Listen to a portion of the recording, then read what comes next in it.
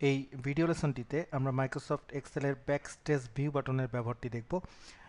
Backstage view button যেটি file লেখা রয়েছে এই বাটনটি, এটির উপর ক্লিক করলে একটি ড্রপ ডাউন মেনু ওপেন হবে। এখান থেকে আমরা এক্সেলের বিভিন্ন ফাইলকে ওপেন করা, সেভ করা, এক্সেলে নতুন একটি ডকুমেন্ট তৈরি করা বা টেমপ্লেট থেকে কোনো ডকুমেন্ট তৈরি করা, কোনো রিসেন্ট ডকুমেন্টকে খোলা বা ডকুমেন্টকে প্রিন্ট করা প্রভৃতি কাজ করতে পারি। এটি ক্লিক করলে প্রথমেই আমরা এর ইনফো বাটনটি সিলেক্ট অবস্থায় দেখব। ইনফো বাটনটি সিলেক্ট থাকা অবস্থায় আমরা যে ফাইলটি সিলেক্ট রয়েছে সেই ফাইলটির বিভিন্ন প্রপার্টিজগুলো এখানে প্রদর্শিত হতে দেখব এবং এখান থেকে আমরা যে কোনো ফাইলকে সেভ করা, ওপেন করার কাজটি করতে পারি। যদি এক্সেলের কোনো ফাইলকে সেভ করতে হয় সেক্ষেত্রে সেভ বাটনে ক্লিক করলে সরাসরি এটি সেভ হবে। সেভ অ্যাজ বাটনে ক্লিক করলে ফাইলটি সেভ করার জন্য একটি ডায়লগ বক্স খুলবে। এখান থেকে আমরা ফাইলটিকে আমাদের প্রয়োজনীয় নাম দিয়ে এটিকে সেভ করতে পারি। এক্সেলের সেভ করার জন্য ডিফল্ট ফাইলটি বা ডিফল্ট ফাইল ফরম্যাটটি হলো এক্সএলএস ফরম্যাট।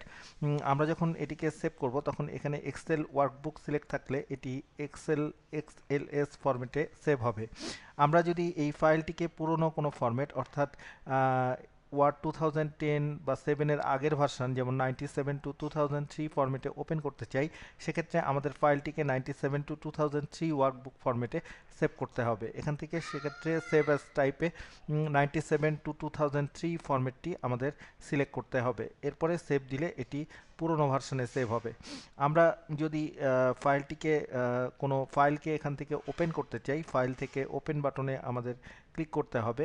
ওপেন দিলে একটি নতুন যে ডকুমেন্টগুলো সেভ করা রয়েছে সেই ডকুমেন্টগুলো খোলার জন্য আমাদের ডায়লগ বক্স ওপেন হবে। এখান থেকে আমরা যে কোনো একটি ফাইলকে সিলেক্ট করলে সেই ফাইলটিকে আমরা এখান থেকে ওপেন করতে পারি। আবার 97 to 2003 কোনো বাটন বা 97 to 2003 ফরম্যাটের কোনো ফাইল খুলতে হলে আমাদেরকে এখান থেকে এক্সেলের 97 to 2003 যে ফরম্যাটগুলি রয়েছে বা অল এক্সেল ফাইলস ফরম্যাটটি সিলেক্ট করলে এখান থেকে যে কোনো এক্সেল ফাইলকে আমরা ওপেন করতে পারবো বা দেখতে পারবো। এবারে এখান থেকে ফাইলটি সিলেক্ট করে ডাবল ক্লিক করলে ফাইলটি পুনরায় ওপেন হবে। আমরা এখান থেকে যে কোনো ফাইলকে রিসেন্ট ফাইলের একটি লিস্ট পাবো। রিসেন্ট সিলেক্ট করলে এখান থেকে রিসেন্ট ফাইলের একটি লিস্ট পাওয়া যাবে। এখান থেকে আমরা প্রয়োজনীয় যে ফাইলগুলিতে আমরা রিসেন্টলি কাজ করেছি তার একটি লিস্ট পাওয়া যাবে। এখান থেকে প্রয়োজনে তাকে সিলেক্ট করে আমরা রিসেন্ট ফাইলটি ওপেন করতে পারি। এক্সেলে আমরা যদি নতুন কোনো ডকুমেন্ট তৈরি করতে চাই সেক্ষেত্রে নিউ সিলেক্ট করলে এর ব্ল্যাঙ্ক ওয়ার্কবুক ক্লিক করলে নতুন একটি ডকুমেন্ট তৈরি হবে, ব্ল্যাঙ্ক ডকুমেন্ট তৈরি হবে। এখানে আমরা কাজ করতে পারবো। আমরা যদি চাই যে আমাদের এক্সেলে এমন একটি ফাইল খুলব যেখানে সাধারণভাবে বিভিন্ন কাজ করা রয়েছে, আমরা শুধু এর ডাটাগুলো চেঞ্জ করে নেব, সেক্ষেত্রে আমাদের টেমপ্লেটের ফাইল সিলেক্ট করতে হবে। যেমন এখানে স্যাম্পল টেমপ্লেট রয়েছে। স্যাম্পল টেমপ্লেট সিলেক্ট করলে বেশ কিছু টেমপ্লেট ফাইল এখানে প্রদর্শিত হবে, যেখান থেকে আপনি যে কোনো একটি টেমপ্লেট ফাইল খুলতে পারেন এবং ওপেন করে এই ফাইলের ডাটাগুলিকে পরিবর্তন করে আপনি এই ডাটাগুলিকে আপনার মতো করে সজ্জিত বা এডিট করে নিতে পারেন। যেমন এখানে একটি টেমপ্লেট ফাইল খোলা রয়েছে। এখানে আমরা প্রয়োজনে বিভিন্ন টেমপ্লেটের যে মানগুলি রয়েছে সেই মানগুলি চেঞ্জ করে আমাদের মতো করে এটিকে অ্যাডজাস্ট করে নিতে পারি।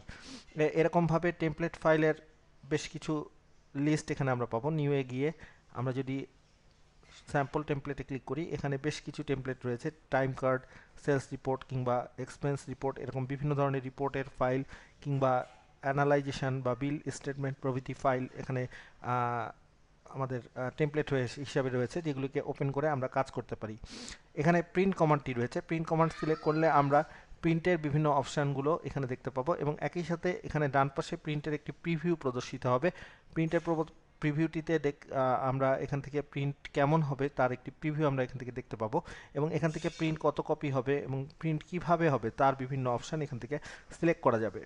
এর সেভ অ্যান্ড সেন্ড কমান্ডটি সিলেক্ট করলে এখান থেকে ফাইলকে ওয়েবের জন্য সেভ করা বা ইমেলে সেন্ড করা বিভিন্ন কাজগুলো এখান থেকে করতে পারবো। এছাড়াও এখানে অপশন বাটনটি রয়েছে। অপশন বাটনটি সিলেক্ট করলে এক্সেলের বিভিন্ন সেটিংস অ্যাডজাস্ট করার জন্য বিভিন্ন অপশন পাওয়া যাবে।